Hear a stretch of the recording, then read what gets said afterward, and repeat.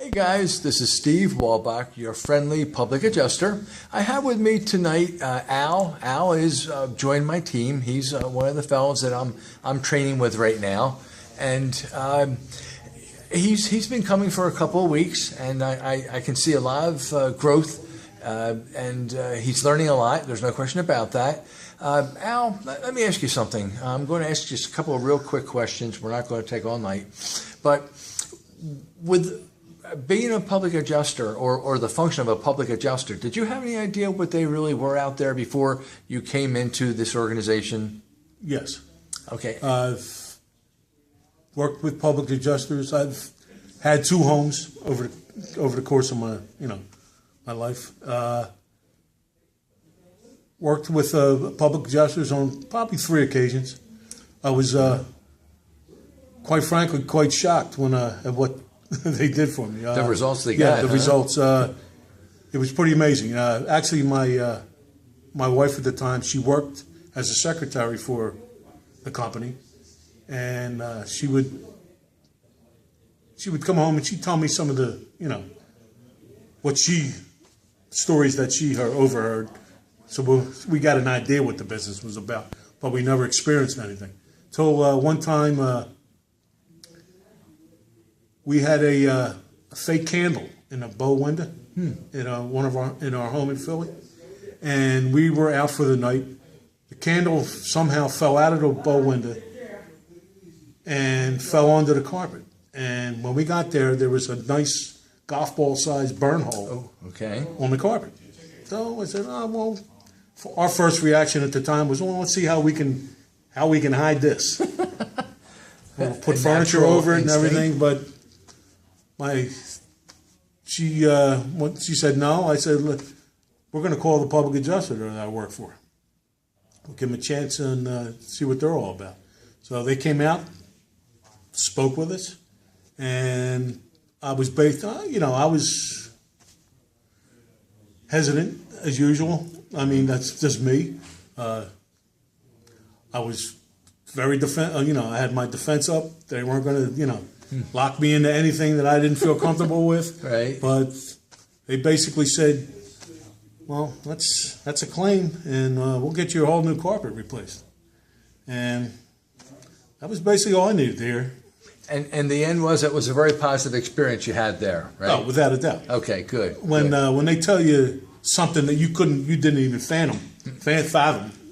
Sorry. Yeah. When they tell you, and that's all you want. Mm-hmm.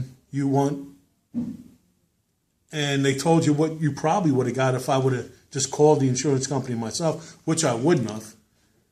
As far as you're concerned, this wasn't a claim, was it? Which I think is the mistake of probably 9 out of 10 homeowners. Right. You never even think of dealing with so you probably just keep that homeowner's policy in wherever it's at, and you find a way to either fix it yourself or, like I did, try to hide it. Yeah.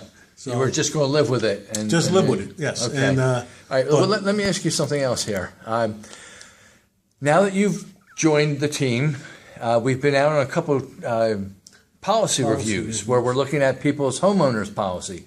What have you learned about that experience? Honestly, absolutely nothing. Actually, what I do know is they are very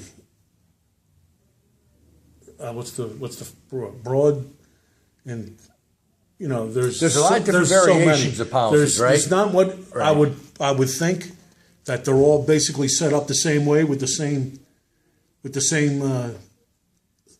wording and the same jargon. I don't know if I'm using the right phrases here, but yeah, they're structured the same. You have the dwelling, but right? But the language is totally different. Right. I think that's the word we're looking for. Okay.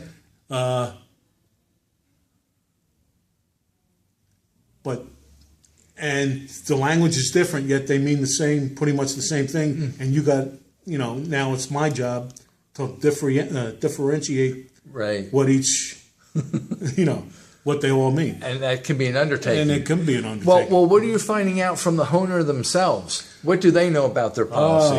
That's amazing. And I put myself in that category. No, they know basically nothing. Not very much, huh? Not only do they not know anything about the policy, the way it's structured itself, right? Basically, things that are on there that shouldn't be on there. Mm. And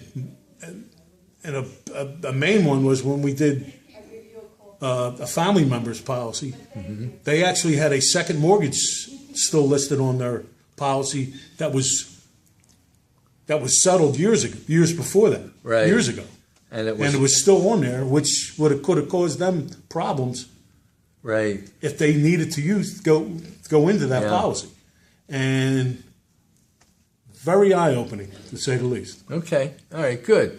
Well, I want to close here, but I guess as we continue on in this, do you see yourself getting more comfortable and accustomed now? Because you do see there's a certain structure with the policy, right?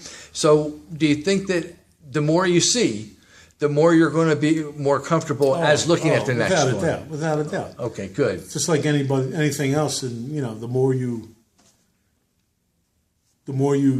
repetition, the more you see something, the more you deal with something, the better, easier it becomes to Right. So even though some words are different, you're going to eventually get that confidence and that background where it will be something a little bit different, but you're going to know what the meaning is, and you'll be able to tell what that policy hopefully, is. yeah. But I believe I'm capable of doing it. I do too. Well, Al, I want to thank you for this little interview. Sure. Guys, we're going to be up on YouTube. You go up there on Stevewolbach, your friendly public adjuster, and we're going to make Al a big rock star now too. We'll get him a channel as well. So look for this coming up. I want to thank you very much, and God bless you.